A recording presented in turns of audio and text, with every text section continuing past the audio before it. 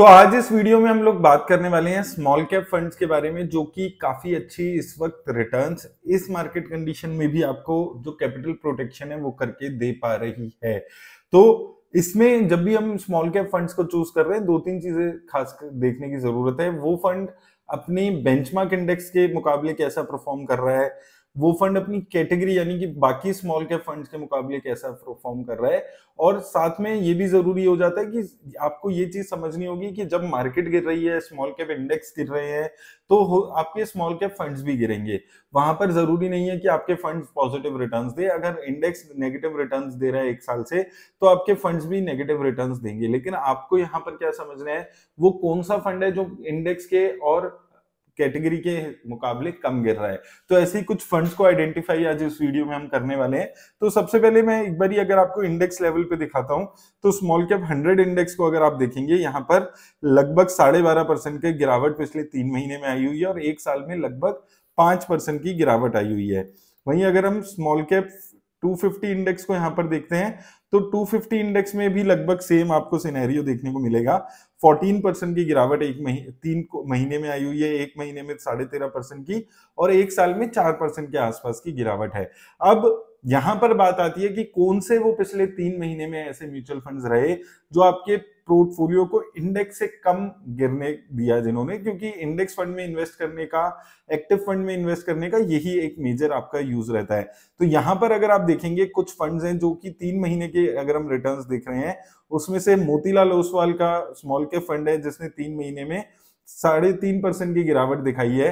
अब इंडेक्स कितना गिरा है, 14% के आसपास, और कैटेगरी एवरेज रिटर्न्स अगर आप देखेंगे तो वो -9% है। तो ये फंड अभी भी कैटेगरी एवरेज की बात करें, इंडेक्स की बात करें, आपके पोर्टफोलियो में कम गिरावट ला रहा है। उसके बाद दूसरे नंबर पे आ जाता है एक्सिस स्मॉल कैप फंड। यहां पर भी आप देखेंगे -6% के रिटर्न है, जो कि इंडेक्स से काफी अच्छी परफॉर्मेंस है। और उसके बाद आ जाता है Invesco India small cap fund.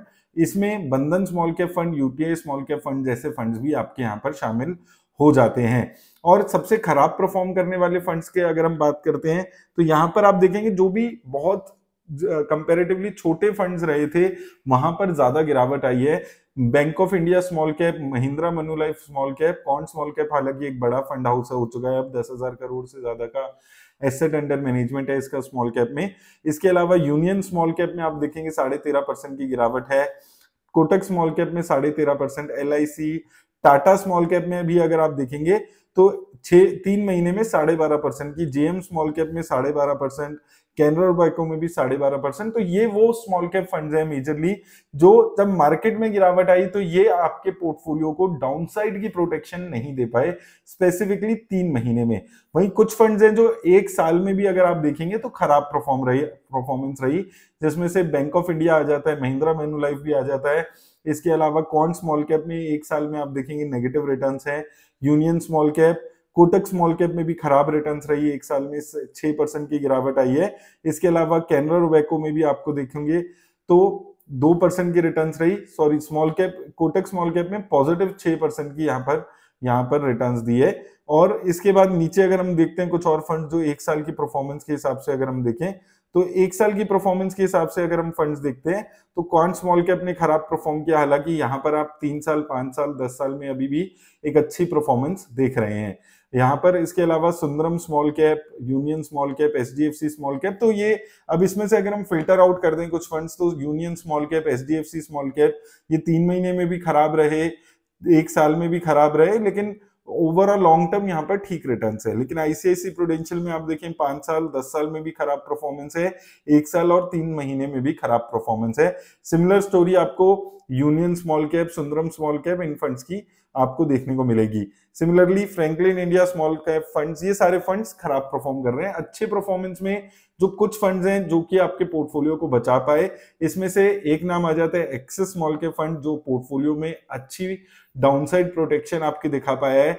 यहाँ पर आप देखेंगे गिरने वाले फंड्स में से बेटर परफॉर्मेंस इस फंड की 1 साल में और 3 महीने में निकल कर आई है। तो डाउनसाइड प्रोटेक्शन के लिए अगर कोई फंड देख रहे हैं ऐसे सिनेरियो में, तो ये एक अच्छा स्मॉल कैप फंड अभी साबित हो रहा है। इसके अलावा Motilal Oswal small cap fund देखेंगे तो यहां पर भी, हालांकि थोड़ा सा मुझे स्ट्रेंज लगता है, लेकिन ये फंड भी डाउनसाइड प्रोटेक्शन आपको बेटर दिखा पाया है।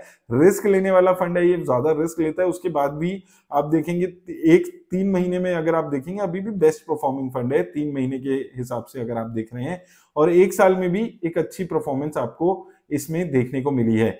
उसके अलावा बंधन स्मॉल कैप में भी अगर आप देखेंगे तो यहां पर भी कंपैरेटिवली देख रहे हैं तो ठीक परफॉर्मेंस रही है। 1 साल में अच्छी रही है, 2 और 3 साल में भी अच्छी रही है, और लेकिन 3 महीने में भी ये फंड बाकी फंड्स के मुकाबले अपनी कैटेगरी एवरेज से बेटर परफॉर्मेंस कर पाया है।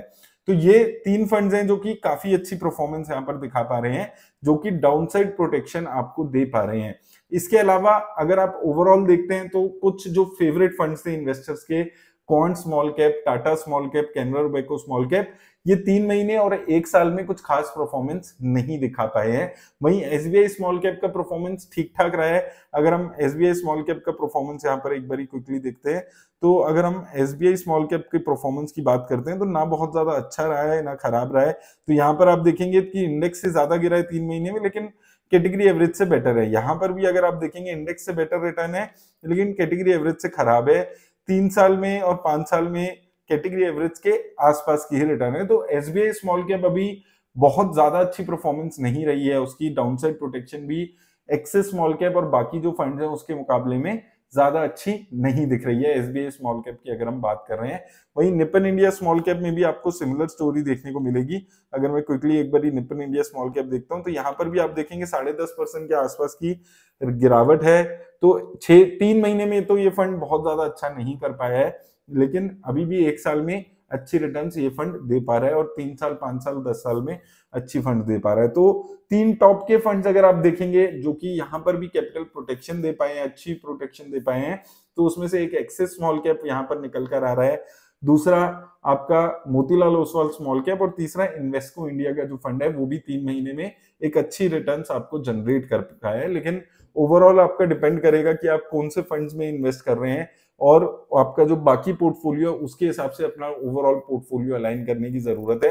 अगर आपका फंड इन तीनों में से नहीं है और गिरावट आई हुई है, तो इसका मतलब ये नहीं है कि 3 महीने में आपका फंड अगर या 1 साल में कैपिटल प्रोटेक्शन नहीं दे पाया डाउन साइड की, तो आपको उस फंड से निकल जाना चाहिए। हो सकता है आपका रिस्क आपको देखकर आपने उस फंड में इन्वेस्ट किया हो। ये सिर्फ उन इन्वेस्टर्स के लिए ज्यादा सुटेबल है जो नया इन्वेस्ट कर रहे हैं, और ऐसी मार्केट में आप एक ऐसा फंड ढूंढ रहे हैं जो कि आपको रिटर्न्स के साथ साथ और एक अच्छा डाउनसाइड प्रोटेक्शन भी दे सके। तो उम्मीद करता हूं आपको हेल्प मिलेगी। धन्यवाद।